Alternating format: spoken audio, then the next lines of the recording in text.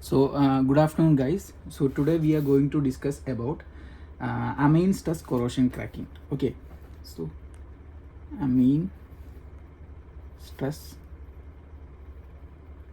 corrosion cracking.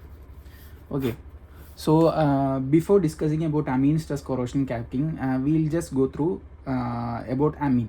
So amine is basically a chemical compound which is used to clean gas. Okay, so amine chemical compound, okay, clean gas. So amine is a chemical compound which is used to clean gas. So in oil and gas plants, amine is basically used to remove hydrogen sulfide and also carbon dioxide. So amine is used to remove hydrogen sulfide and CO2.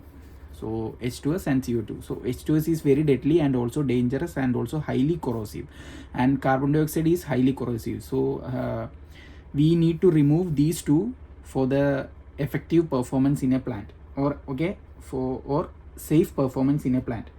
So now we will discuss about how amine works. Suppose I hope you are aware about sour gas and sweet gas. Okay, so sour gas is nothing but the presence of H2S and CO2 is high, and sweet gas is nothing but the presence of these two are low. Okay, so that is basically sour gas and sweet gas. So in refinery we have a separate unit or separate plant, separate unit called gas treating unit, where we have an absorber and a regenerator. So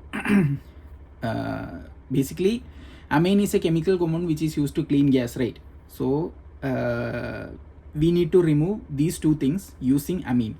So in refinery we have a unit called gas treating unit, and it will be having absorber and regenerator. Okay, so this sour gas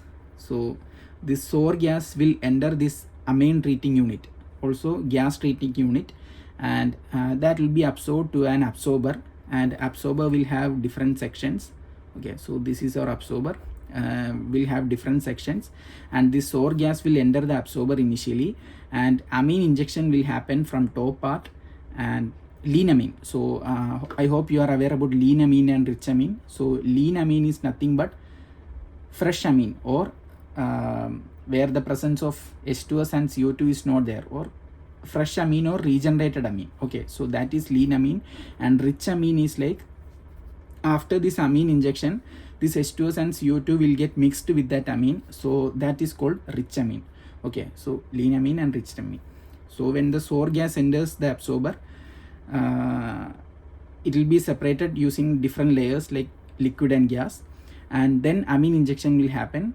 Lean amine will be injected from top part, and it will come out as what rich amine. So it will come out as rich amine.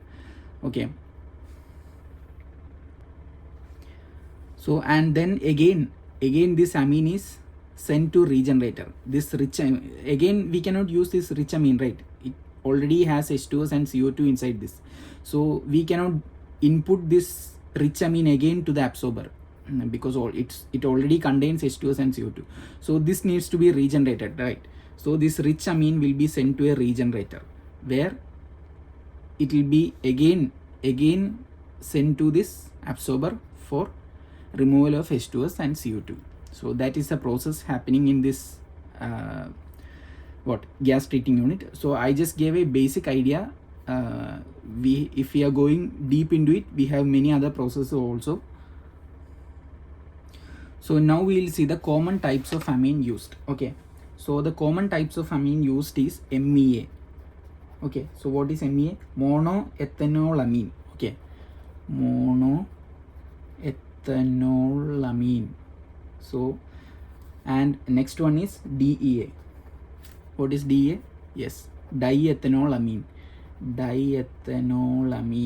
Okay, and so these two types of amine are more likely for amine stress corrosion cracking. Okay, and there is one more type, MDE. EA. So that is methyl diethanolamine. Okay, methyl diethanolamine. So this is also likely to occur. Okay, so in this type of amine also there's a chance that corrosion might occur, but it is very less compared to these two. Okay, Me and DA. And the affected materials are carbon steel and low yellow steel. So the affected materials are carbon steel and low alloy steels. Okay.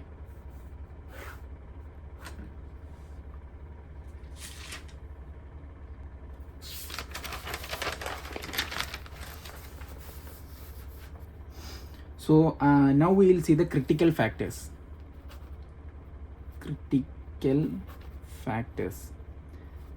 So critical factors that affects corrosion, that affects the material. Okay, so the critical factor is, first one is tensile stress. Okay, so high residual stress from welding or cold work increases risk. Okay, high residual stress. Suppose if the carbon steel line is having high tensile stress due to pressure. Okay, so there is a chance that if the stress is more, then there is a chance that amine stress corrosion will happen. Okay, so tensile stress is one factor. Okay,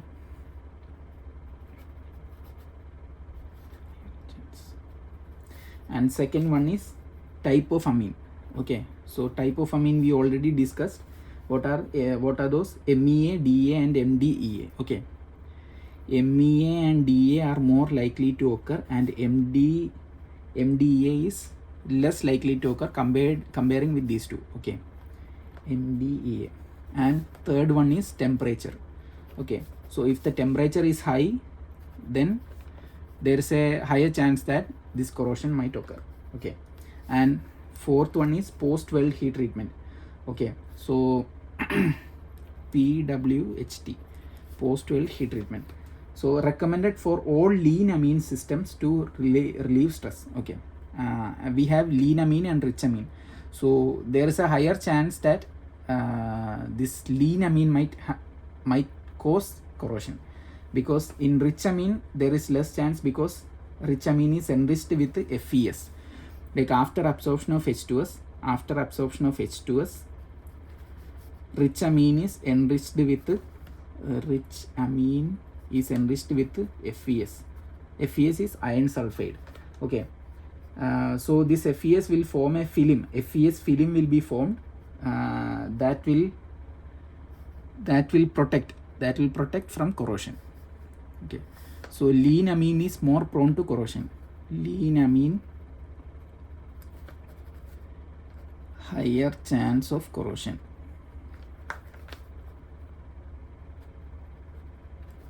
Okay, and amine concentration. Fifth one is amine concentration.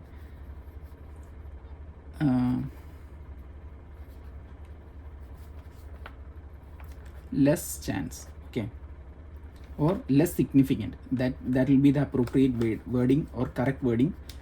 Less significant. Okay, now we will see affected equipment.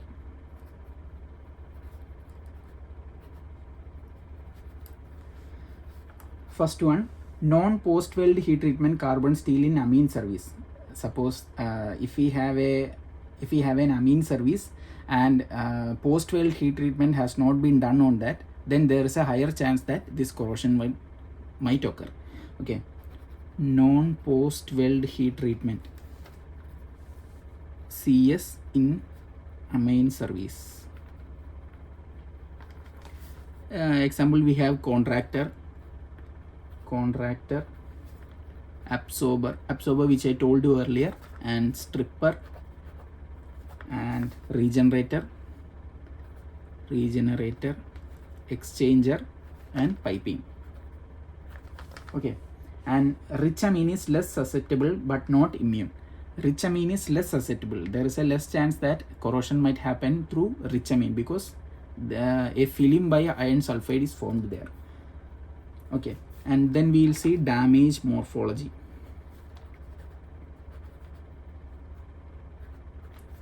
Damage morphology. So crack initiates a process side surface mostly near weld or high stress zones. So crack initiates a process side surface mostly near welds. Okay, so if we have a weld joint, there is a chance that small crack might be present near the weld joints. And now we'll see crack orientation. Weld joints and also high stress areas. And we'll see crack orientation. So if it is near weld joints, the crack orientation will be weld joints. Crack orientation will be longitudinal and transverse. So longitudinal is nothing but parallel. So if it is a weld joint, then the crack orientation will be parallel to that. And if it is a weld joint, then crack orientation will be transverse to that, meaning perpendicular to that. Okay, so that is the orientation of weld joints. And cracks are intergranular oxide filled with some branching. Cracks are intergranular and oxide filled with some branching. We can see some branching also. Okay, so I'll put one picture as the cover picture of this video, so you will get a small idea on that how it looks. Okay, and we can confirm this by metallography. Confirm this by metallography. Now we will move to prevention and mitigation. So what we can do in order to prevent this corrosion? Prevention and mitigation. Okay, so first one is post-weld heat treatment. Post-weld heat treatment, that is compulsory, and at what temperature? 635 plus or minus 15 degrees Celsius. So post-weld heat treatment is compulsory in order to prevent this temperature. That is the first way, and or else we can use stainless steel, but stainless steel is very costly. If possible, using stainless steel can reduce this corrosion to an extent. Okay, and if we are not doing post-weld heat treatment on a piping, suppose if we join two pipes, and if we are not going to do post-weld heat treatment, so before joining we need to water wash. Okay, we need to clear all the impurities. We need to do a water wash if we are not doing post-weld heat treatment. So this is the prevention and mitigation. So three ways, these are the three ways which we can do. And now we'll go to inspection and monitoring. So how we can monitor and how we can carry out inspection and monitoring for this type of corrosion. So first one is WFMT, so wet fluorescent magnetic particle testing. Okay, wet fluorescent magnetic particle testing. We use magnetic particles and UV light to detect cracks. Magnetic particles and UV light to detect cracks.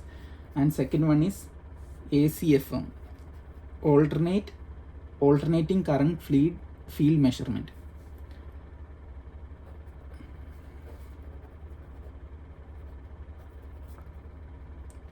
Current field measurement. Okay, and third one is eddy current testing. Okay, we use electromagnetic induction to detect cracks. Eddy current, we use electromagnetic induction to detect cracks. And we have other ways also, like PAUT, phase array ultrasonic testing, and shear wave ultrasonic testing, and also we can use RT, where we use X-rays and gamma rays, and also we can use dye penetrant testing, like liquid penetrant testing. Okay, so this is all about amine stress corrosion cracking. Thank you.